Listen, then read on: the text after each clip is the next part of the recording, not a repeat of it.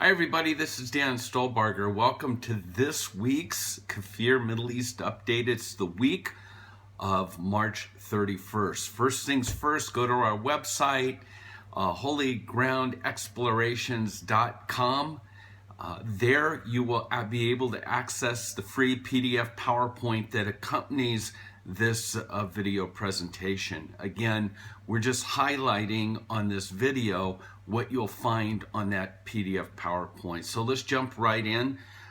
This week in the Middle East, last Friday, Mohsen Fakhwa, senior member of Hamas, was shot and killed in Gaza.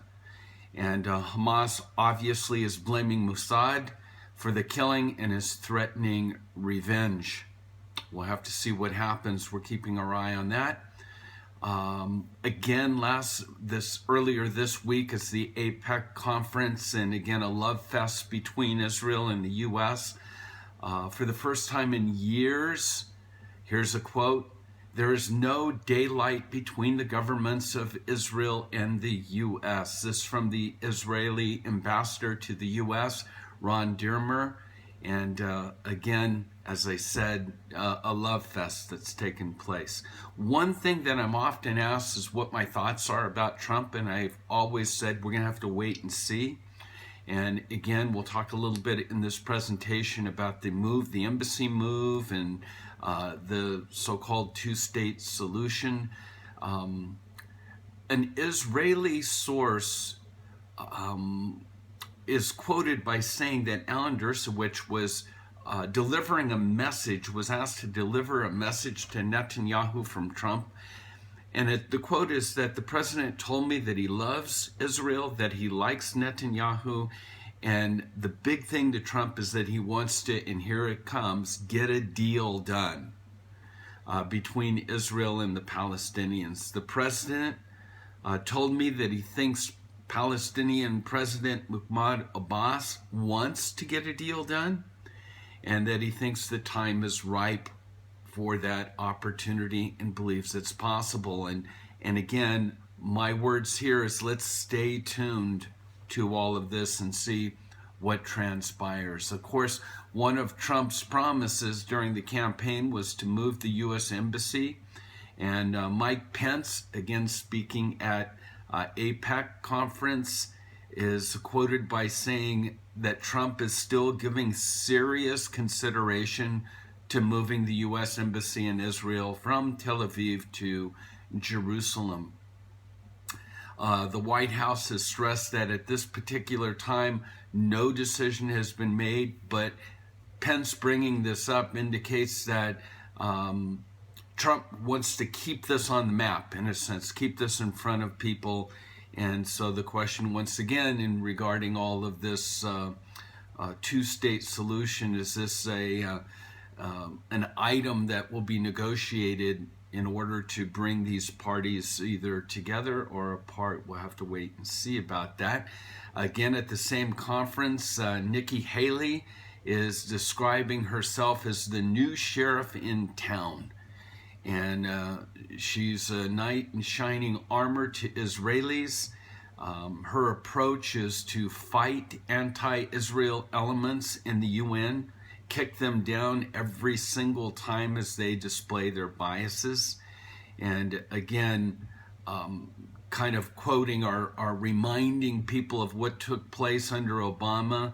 Last December's UN Security Council Resolution 2334, which described Eastern Jerusalem and its Jewish holy sites as, quote, occupied Palestinian territory. And this was, in a sense, praised by the Obama administration. They refused to veto the measure. Haley vowed such an incident will, quote, never happen again. We look to the north of Israel. We wonder how much longer it will be until Isaiah 17:1 is fulfilled. Again, an oracle concerning Damascus. Behold, Damascus will cease to be a city and will become a heap of ruins. Why am I quoting this verse? It's because Assad, the president of Syria, is quoted as saying any future strikes inside of Syria will see Syria firing missiles at Israel. The Syrian military will respond to Israeli aggression on its soil by firing missiles that will carry 0.5 ton of explosives, targeting Tel Aviv, Haifa chemical plants, etc., etc. Once again, the Israeli side of things says one missile that comes into our territory will see Isaiah 17, the fulfillment of Isaiah 17. Peace partners, take a look at this article again from the Facebook page of the Palestinian media. It's given to us by the Palestinian Media Watch. It's really Fatah's Facebook page. And again, to Palestinian universities, one of the things that Netanyahu is saying over and over and over again is that we have to stop the hate language. Palestinians must stop teaching their children hatred towards Jews. There has to be an acceptance of their right to exist. Well, you can see by the logo here in the quote, this is coming from two universities, Al-Quds in Jerusalem, as well as one in Nablus. The quote is, from the sea of blood, from the sea of the blood of the martyrs, we will create the state. And once again, take a look, read that article for yourself. As we're talking about Fatah, we'll also take a look at what's going on with Hamas. There seems to be new rockets available to Hamas in the Gaza. New short-range rockets capable of carrying heavy amounts of explosives.